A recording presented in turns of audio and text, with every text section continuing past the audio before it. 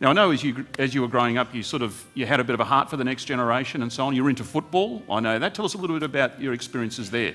I mean, you were playing and coaching. Yeah, well, when I was a kid, I grew up in Bassendean, which is working class factory suburb, wherever it is out there. I can't even remember which direction it is now.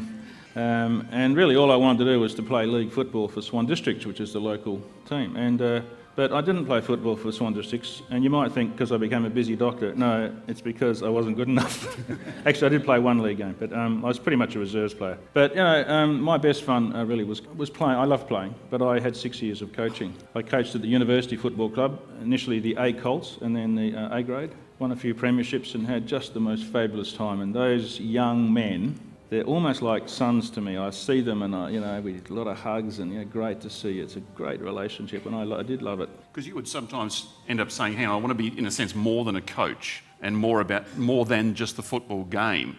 And I think you kicked off having dinners, I think, or something? Yeah, so what happened, Aidan, was actually I was sitting in church one day having communion and I thought, I don't want to over-spiritualise it, but I thought, communion is such an intense moment when you think that God treats us as really special. Like all these people here, all unique and special people, and God sees the uniqueness and special. And I thought, I am treating these players like my players. I want them to feel special. So I went home and spoke to my wife and we organised these dinners. So let's say there's 28 in the squad or so.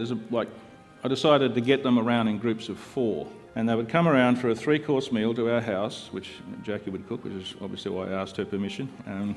Nice bottle of wine, open fire, and here's the thing. Talk about football was forbidden. We only talked about them, What are you studying? What are you interested in? Tell us about your family. Just to make them feel special. And now we have reunions, and they don't come up to me and say, I'll never forget that grand final, the bus trip, etc. They say, Bruce, I'll never forget those dinners. They say, how's Jackie? I'll never forget those dinners at your place and how special they made me feel. And it struck me in that whole process about how when you're coaching, any form of mentoring, school teacher or even with your nephews and nieces, people who aren't your kids, they're like in your hand like that, particularly coaching or teaching. They're in your hand and you can really influence them. I didn't actually realise that at the time.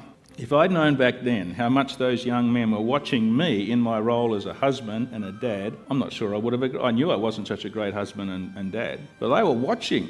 They got their radar out to see how I'm going, and they've told me that. I've learnt that since then. You have them in your hand, and it's such a responsibility. And with the fathering project, we really do try to teach men not just to be better dads, but to be better father figures, no matter what other kids are in your orbit.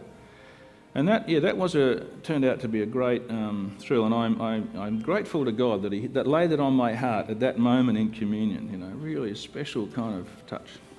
So some of this ended up you writing this book, which really kicked things off. This fathering from the fast lane, practical ideas for busy dads.